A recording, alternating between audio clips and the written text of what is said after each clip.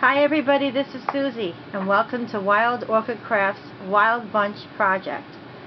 I haven't been around for a while, and I'm not going to be for a little bit while longer, probably most of the summer. I have missed all of you very dearly, and I would like to share this one last project with you until my next one picks up. And I've altered a box, and I really want to share that with you and share along with you the beautiful flowers from Wild Orchid Crafts on behalf of the Wild Bunch. And please note that all of the flowers that were used in this project will be listed in the drop down box below right here, along with their item numbers in case you're interested in getting some for yourself. So without further ado, let me introduce to you this altered box that I had made. I'm just going to bring it over here. Okay, very pretty box that is really a nice size box. It is all wood, and I altered it with these beautiful papers, and I'm just going to turn the box some so that you can actually get a really good look at the top, which we're going to focus on because of the Wild Orchid Craft flowers, so I can share with you the ones that I had used, which were really focusing on the large rust-colored trellis roses that I felt that went really nice with the paper color.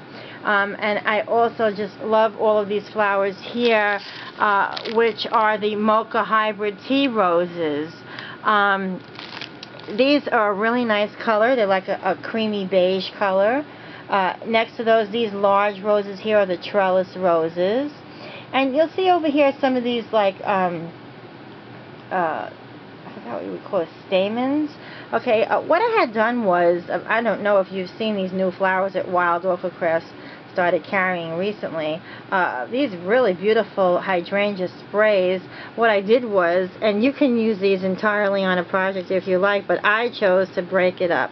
And what I did was I used these stamens here and the leaves, excuse me, and the coil here. And as you can see, I'm just going to get a little bit closer, not too close because I don't want to get blurry on anyone. But you can see I have the coil in here, which really gives it kind of a nice little bit of a vintage touch there. Sorry. And underneath in here, I have also, as you can see on this one, the leaves are there, but the flowers are kind of angled a little bit on the leaf, which is bendable because there's a wire behind it. And I also have these beautiful burgundy roses here, along with some of the seam binding here that I tied little bows and I glued them on. I also used this triple beaded, pearl beaded hat pin as part of the opening of the box. And I also used this, let me just get the correct name for you. They're the Ivory Pearl Drop Trim, which comes like on a vine of trim on a strand. And what I did was I cut up the little teardrops, and I used those kind of like as a focal point around some of the flowers to break up the burgundy. And I really liked it that I used the rust color along with some of those very sheer, I don't know if you can see it here, skeleton leaves. The rust color along with some of the burgundy, which was a really nice combination. You really wouldn't think so. I mean, I don't know if I would wear like a rust shirt with a burgundy blazer unless I would have maybe like a cream colored turtleneck underneath or a belt. So these other colors here broke them up really nicely along with this beautiful camel colored seam binding. And of course, in between, as most of you know that watch my videos, I like to use fillers. So I have these little hydrangea flat flowers here that I cut up, and I folded those in half and bent them and rolled them over as if they'd be a little petal flower. And I added those around in several places, and even some of these pretty two-tone pink roses there. And of course, adding a signature of mine that I usually do is scattered pearls all around, which were from my stash. The top of this box looks absolutely beautiful, not because I made it. And also the colors are really kind of like a vintage kind of color, but more maybe into a wintry fall color. I know that everyone now is probably sticking to kind of like a summer spring look with lots of whites and pinks and yellows and so on. And sometimes when I see that, it kind of makes me steer into another direction, and I haven't really been crafting it all.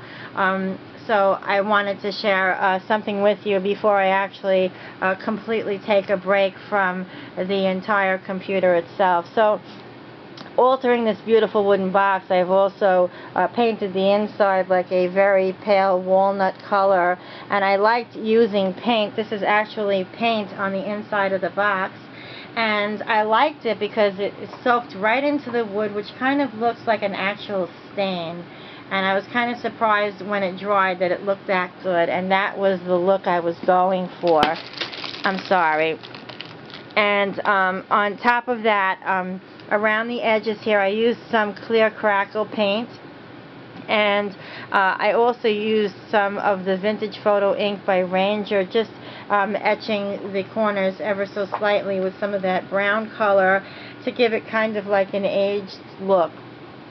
So I forgot one thing to tell you, I'm sorry about that, that I also use these really pretty chandelier crystal kind of thingies. They're so beautiful. I don't know if any of you have ever tried them out. I'm trying to zoom up on that, but I don't want to get too close. So I'm going to go a little further back, and I'll pick this up maybe. You can see it then. Can you see those crystals? They're so beautiful. What I did was I kind of tied them into almost like a flowery look, and I just put them in between two flowers. It really, really looks pretty. They're really sparkly. They're a beautiful style gem. A teardrop chandelier coming on a gold wire. Just really, really elegant. The box looks beautiful.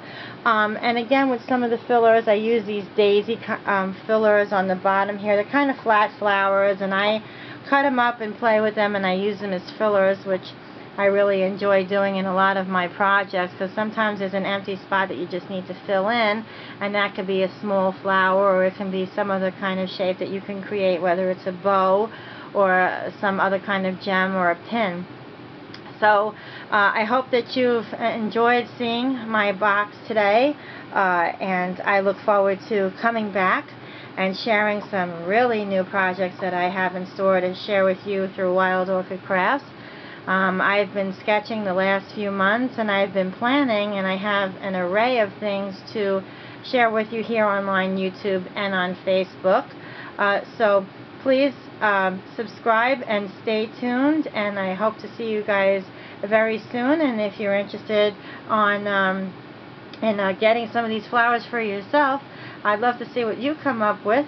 You can check out wildorchidcrafts.com, and we are also on Facebook. So just tell them Suzie sent you, and you can stop by there to see the video that will be posted from Facebook, and a still life photo, which you can also check out on my blog at suziecrafter10.blogspot.com. So again, thanks so much for stopping off of the Wild Bunch today. This is Suzie signing out, saying stay well, everybody. And thanks so much for tuning in. Have a great night.